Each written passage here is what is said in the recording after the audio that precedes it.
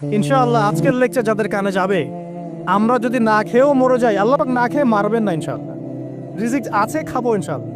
কিন্তু হয়তো বা অভাব হবে, টাকা পয়সা একটু কম হতে পারে, অন্যের 10 তলা ফ্ল্যাট হবে, আমার হবে না, ঠিক আছে, অন্যের এত বিঘা বিঘা জমি আমার হয়তো হবে না, কিন্তু ইনশাআল্লাহ তাআলা এই যে দুনিয়ার মুসাফিরের জীবনটা, এটা মুসাফিরের জীবন না?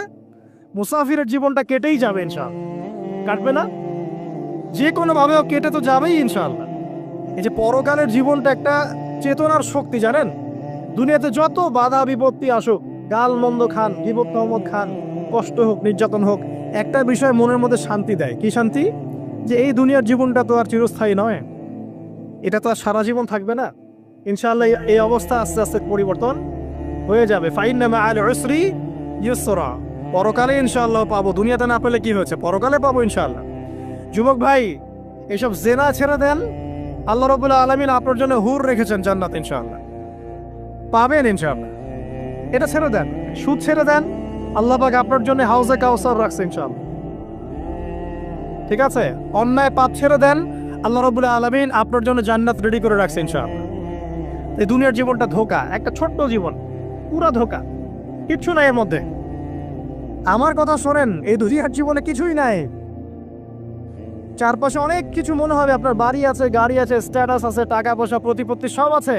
আদতে আপনি একা, আদতে আপনাকে একাই কবরে যাওয়া লাগবে, একাই আল্লাহর সাথে হিসেব নিকাশ দিতে হবে। কেউ নাই সাথে, আমারও সাথে কেউ নাই। কিন্তু আপনি মনে করছেন যে সেলিব্রিটিজম বড়, আমি পলিটিক্যাল নেতা হয়েছি, আমাকে সবাই চেনে, আমি ইকোনমিক সেক্টরে লিড দেই, রাষ্ট্রকে লিড দেই, আমি ধর্মতাত্ত্বিক ক্ষেত্রে লিড দেই, আমাকে দেখলে মানুষ বাহবা দেয়, ইত্যাদি ইত্যাদি।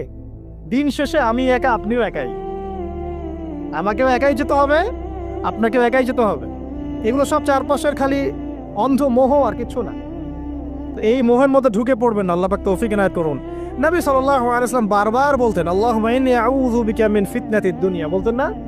হে আল্লাহ, আমি এই দুনিয়ার ফিতনা থেকে তোমার কাছে আশ্রয় প্রার্থনা করছি। ওয়া ইন্নী আউযু বিকা মিন ফিতনাতিন নিসা, আমি মহিলাদের ফিতনা থেকেও আশ্রয় প্রার্থনা করছি। আরো দোয়া করতেন, আল্লাহুম্মা ইন্নী আউযু বিকা মিন আযাবিল কবর, হে আল্লাহ, আমি কবরের আযাব থেকে আশ্রয় প্রার্থনা করছি। ওয়া আযাবি জাহান্নাম, জাহান্নামের আযাব থেকে আশ্রয় প্রার্থনা করছি। ওয়া মিন ফিতনাতিল মাহইয়া ওয়াল মামাত, জীবন মৃত্যুর ফিতনা থেকে আশ্রয় প্রার্থনা করছি। ওয়া মিন শাররি ফিতনাতিল মাসিহিদ দাজ্জাল, এবং দাজ্জালের ফিতনা থেকে আশ্রয় প্রার্থনা করছি। দাজ্জালে পরে আসবো ইনশাআল্লাহ। দাজ্জাল নিয়ে আলোচনা করলে আবার কিছু মানুষ খারাজি ট্যাগ লাগাই দিতে পারে, ওই জন্য এদিকে আমি এখন যাচ্ছি না। হ্যাঁ, সামনে আসি।